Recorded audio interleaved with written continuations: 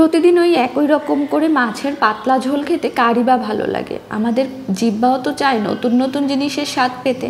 তো সেজন্যই আমরা একই মাছকে কখনো সর্ষে দিয়ে, কখনো পোস্ত দিয়ে, কখনো বা মাছ ভাপা, কখনো বা পাতলা ঝোল বিভিন্ন রকমভাবে করে খাই। তো নমস্কার সবাইকে, সিম্পল লাইফে স্বাগতম। আর দেখো, আজকে আমি পাবদা মাছগুলোকে সর্ষে দিয়ে একদম মাখা মাখা করে রান্না করব, আর সেই ভিডিওটাই তোমাদের সাথে শেয়ার করছি। আমি দেখো মাছগুলোকে তো পরিষ্কার করে নিয়েইছি, আর গ্রাইন্ডারে কাঁচা লঙ্কা, সর্ষে আর সামান্য একটু লবণ দিয়ে ব্লেন্ড করে নিয়েছি। এবার এটা আমি মাছের সাথে ভালোভাবে মাখিয়ে নেব। সাথে দিয়েছি আরও কিছু মশলাপাতি, দেখে নাও কী কী দিয়েছি একটু আদা বাটা, আর ঝালের জন্য আরেকটু মরিচ দিয়ে দিলাম হলুদ গুঁড়ো, তারপরে দিলাম ধনে জিরের গুঁড়ো, তারপরে দিলাম, যেহেতু আমি কাঁচা লঙ্কা খাই সব সময়, সেজন্য একটু কালার আসার জন্য কাশ্মীরি লাল লঙ্কার গুঁড়োটা দিয়ে দিলাম। সাথে পরিমাণ মতো লবণ তো অবশ্যই দিব, আর সর্ষের তেল দিয়ে এবারে আমি মাছগুলোকে ভালোভাবে আলতো হাতে মেখে নেব। সরিষা বাটা দিয়ে মাছ রান্না করলে তার সাথে সর্ষের তেলটাই ভালো মানায়। তো দেখো, আমি মাছগুলোকে মাখিয়ে নিচ্ছি ভালোভাবে।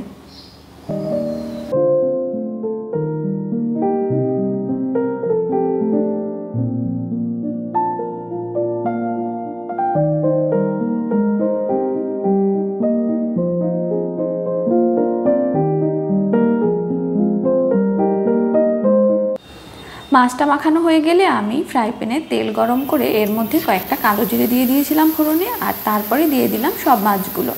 এবারে চুলার আঁচটা সামান্য কমিয়ে আমি মশলার সাথে যে জলটা ছিল সেটা টেনে যাওয়ার জন্য অপেক্ষা করব। আর সর্ষে খুব বেশিক্ষণ তেলে রাখলেও সর্ষেটা তেতো লাগতে চায়, সেজন্য ওই কিছু সময় একটু নাড়াচাড়া করে এর মধ্যে আমি পরিমাণ মতো জলটা দিয়ে দেব। দেখো, এখন আমি মশলা ধোয়ার জলটা সামান্য একটুখানি দিয়ে দিচ্ছি। তো এবারে এটাকে আমি একটু টানিয়ে নেব।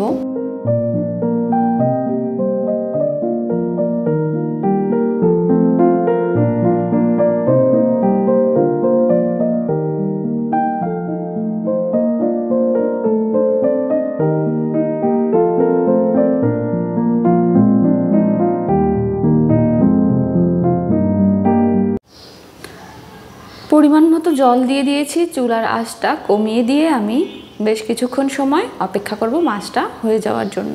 তো দেখো, আমি প্রায় 7 থেকে 8 মিনিট পরে আসলাম, মাছটা আমার সম্পূর্ণ হয়ে গিয়েছে, নামিয়ে নিলাম মাছটা। তো আমি এভাবেই সর্ষে পাবদা করি, তোমরা কিভাবে করো অবশ্যই কমেন্ট করে জানাবে, আর কেমন লাগলো ভিডিওটি সেটাও জানাবে। আমার চ্যানেলটিকে সাবস্ক্রাইব করে লাইক, কমেন্ট, শেয়ার করে আমার পাশে থাকবে। ধন্যবাদ সবাইকে, টাটা।